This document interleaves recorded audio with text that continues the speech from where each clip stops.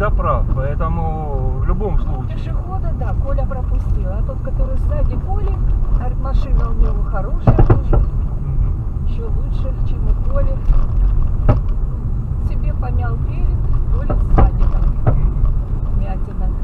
Коле нельзя ремонтироваться страховка, да? Ну да.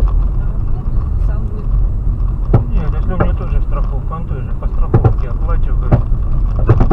Блин. Да, это стойка, вот я еще притащил, это другие. Да, да.